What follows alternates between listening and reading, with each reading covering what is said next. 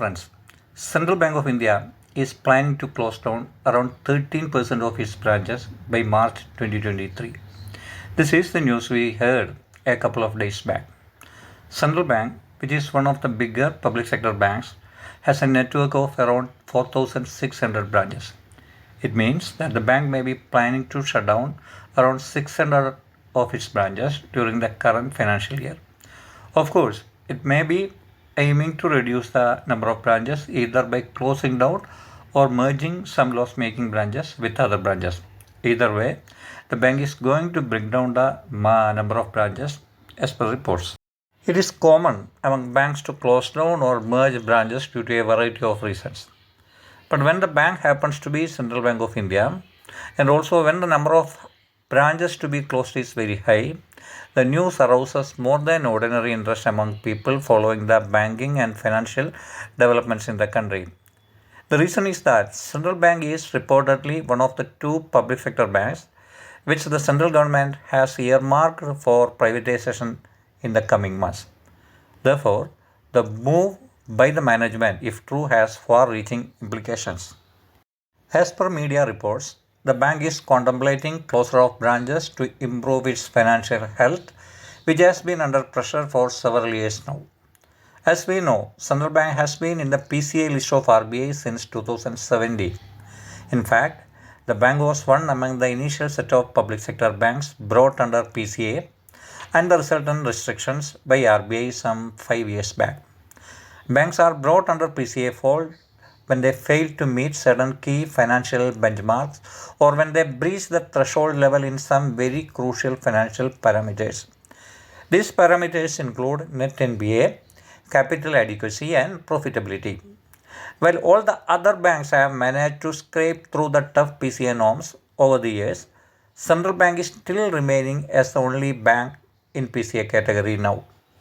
Though the bank has reported around Rs 279 crores net profit in December last year, its gross NPA level is still a matter of grave concern, standing at 15.16% as at the end of December 2021.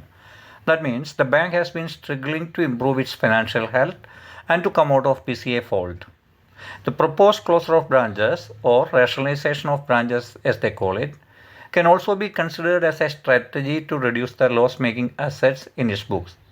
But the timing of the move is causing concerns, as many people have an inclination to see this move as a prelude to the imminent privatization process.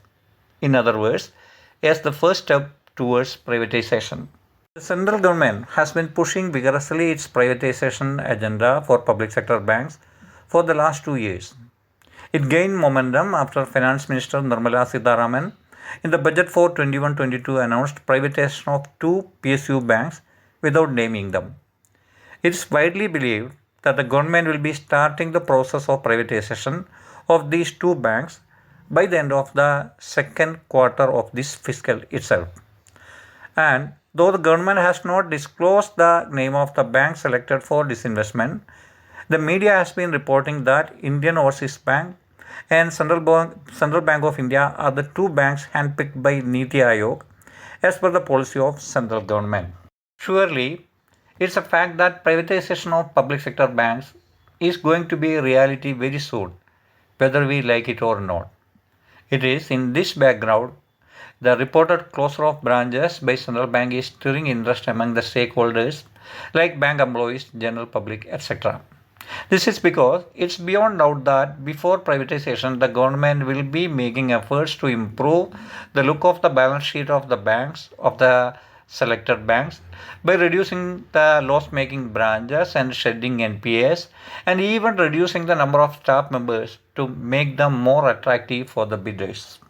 Though Central Bank has now come out with a statement that they did not have any plans of closing down branches in such large numbers as reported in the media, people are not really convinced and firmly believe that there is more to the news than meets the eye. Thank you.